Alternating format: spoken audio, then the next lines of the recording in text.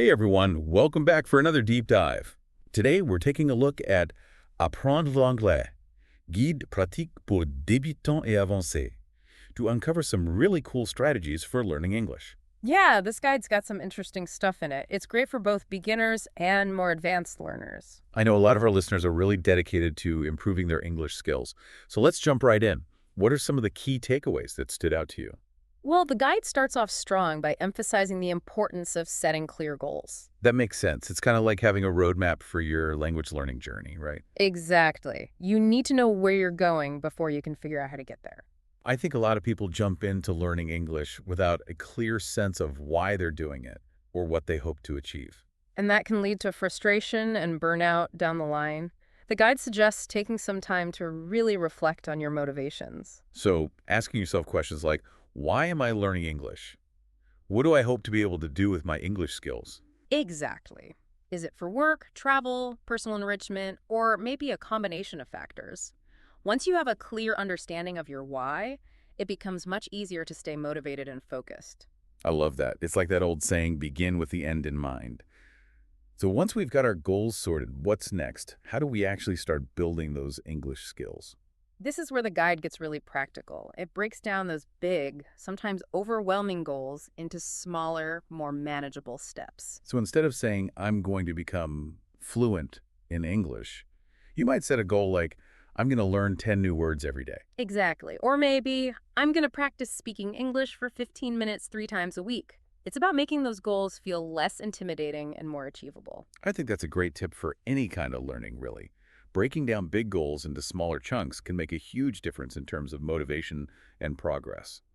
So let's talk about building vocabulary. Any insights from the guide on how to do that effectively? This guide highlights the Pareto principle. Uh-oh.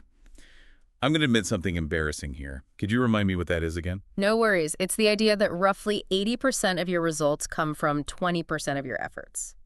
Okay, yeah, that rings a bell. So how does that apply to learning English? Well, when it comes to vocabulary, it means focusing on those high-frequency words that you'll actually use in everyday conversations. So are you saying I should just skip all those fancy words and idioms and focus on the words I'd use to order food, ask for directions, or make small talk? Exactly. The guide suggests building a solid foundation of those everyday words before diving into more specialized vocabulary. That makes a lot of sense. I remember spending hours trying to memorize obscure vocabulary words that I never ended up using in real life. It was a bit of a waste of time. I think we've all been there. The guide also mentions some popular vocabulary building apps like Anki, Quizlet, and Memrise. Have you ever tried those? I've dabbled in a few of them. They can be really helpful for memorizing words, but sometimes it feels a bit like, well, just memorizing words. Yeah, and the guide acknowledges that. It goes beyond just rote memorization and stresses the importance of learning words in context. So are you saying it's better to encounter new words organically through reading or listening? Exactly. Just like when we were kids learning our native language, we didn't just memorize word lists. We learned by hearing and seeing those words used in real-life situations. I can see how that would make the learning process more meaningful and memorable. Instead of just memorizing a definition, you're understanding how a word functions within a sentence or a story. Right. It's like the difference between knowing the ingredients of a recipe and actually tasting the dish. Okay, that's a great analogy. So we've talked about goals and vocabulary. What about listening skills? Any tips on how to become a better listener in English? This is where the guide really shines. It champions the power of passive learning. Wait, so you're saying I can actually improve my English while binge watching Netflix? I'm in. Exactly. Think about all the amazing English language media out there. Movies, TV shows, podcasts, audiobooks, you name it. It's a gold mine of authentic language input. I've actually been using BBC Learning English podcasts to practice. It's amazing how much I've learned just by listening during my commute. That's fantastic. And don't forget the power of subtitles, especially when you're starting out. Subtitles have saved me countless times. It's so helpful to be able to read along while you're listening, especially if there are unfamiliar accents or vocabulary words. They're like a bridge between the spoken word and the written word, helping you decipher those tricky sounds and build your vocabulary. As I get more comfortable, do you think I should try watching without subtitles? Absolutely. That's a great way to challenge yourself and see how much progress you've made. I like that. Is there anything else I should be paying attention to while I'm soaking up all this English language media? The guide emphasizes the importance of paying attention to accents, pronunciation, and intonation. Right, like how a word can sound totally different depending on who's saying it or where they're from. Exactly. Tuning into those nuances can help you understand spoken English more clearly and make your own spoken English sound more natural. It's like you can hear the music of the language, not just the words themselves. Okay, so we've covered goals, vocabulary, and listening. What about speaking? Any tips for those of us who are a little nervous about actually opening our mouths and speaking English? This guide has a really interesting suggestion. Start thinking in English. Whoa, hold on. You mean like narrate my day in my head in English? That sounds a Oh. little intense. Yeah, it can be. But the more you practice thinking directly in English, the less you'll rely on translation and the faster you'll be able to express yourself. It's like I'm rewiring my brain to think in a different language, kind of like learning to drive a stick shift after years of automatic. That's a great analogy. It takes effort and practice, but once you get the hang of it, you'll be amazed by how much smoother your spoken English becomes. So it's about training my brain to think in English as much as possible, even when I'm not actively speaking it. I like that. Okay, so now let's move on to the part that a lot of language learners dread actually speaking English out loud. The guide has some really helpful tips for that. It emphasizes the importance of real-life interaction.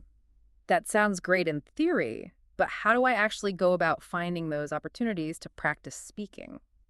I don't exactly have a lot of native English speakers in my daily life. I understand. The guide suggests joining English-speaking clubs or communities or attending language exchange events. So putting myself out there and finding opportunities to connect with other English speakers, even if it feels a little awkward at first. Exactly. And remember, every conversation, every interaction is a learning opportunity. It's about embracing those moments and not being afraid to make mistakes. I'm starting to see a theme here. Mistakes are a natural part of the process. The key is to learn from them and keep practicing. I love that. Before we move on, there's one more speaking tip from the guide that I find incredibly interesting. Oh, let's hear it. It involves hitting the record button on yourself. The guide suggests recording yourself speaking English and then comparing it to native speakers. Ah, yes, becoming your own language coach. It's such a powerful technique. I'll be honest, the thought of listening to my own voice speaking English is a little terrifying. I get it. It can feel a bit awkward at first, but trust me, it's an incredibly valuable exercise. So it's about being able to objectively hear my own pronunciation, intonation, and fluency. Exactly. You can pinpoint those areas where you might need a little extra practice and polish. Wow, I never thought about it that way. Okay, so we've covered goals, vocabulary, listening, and even tackled the often dreaded speaking practice. But wait, there's more to language learning, right? You bet. This guide doesn't stop there. There are so many other essential skills and strategies that we need to explore. This is one comprehensive guide. Well, we've only got time to cover so much in this deep dive, so let's move on to the next part of our conversation where we'll uncover even more effective strategies from Apprendre l'anglais, guide pratique pour débutants et avancés. Welcome back to our deep dive. All right, so let's keep reeling with this guide. Apprendre l'anglais, guide pratique pour débutants et avancés. In this part, we're focusing on reading and writing, which I know can be a bit intimidating for some learners. Yeah, but there's such important skills to master, right? Absolutely. Yeah. So, where do we begin? What kind of reading habits does this guide recommend? Well, it starts with finding your reading sweet spot, material that challenges you but doesn't make you want to give up. So, like, maybe starting with simpler things like children's books or short stories before jumping into a huge novel. Exactly. It's all about building confidence and momentum. And then the guide suggests is embracing the power of active reading. Active reading, what's that? Is that like a special kind of speed reading or something? Not quite. It's about engaging with the text on a deeper level, like highlighting unfamiliar words, looking them up, maybe even making notes. Oh, I see. So it's not just passively skimming through the words. Yeah, You're really digging into the text and trying to understand it fully. exactly. You're becoming an active participant, not just a passive observer. I love that. It makes reading so much more engaging and rewarding. Oh, Okay, so we've talked about active reading. What about writing? Any tips on how to improve those skills? the guide is a big fan of making writing a regular habit. Even if it's just for a few minutes each day, it suggests keeping a journal in English. Ooh, I love that idea. A language learning diary. It's a great way to track your progress and experiment with different writing styles. And it can be really therapeutic too, just getting your thoughts and feelings down on paper. And for those who are ready for a little more challenge, the guide suggests trying some more formal writing activity. Exactly. Think about writing essays or composing emails, maybe even crafting those social media posts. All in English, of course. So it's about applying those writing skills to real-world situations. Yeah, exactly, making it relevant to your life. Now, let's be honest. Even native English speakers sometimes struggle with grammar.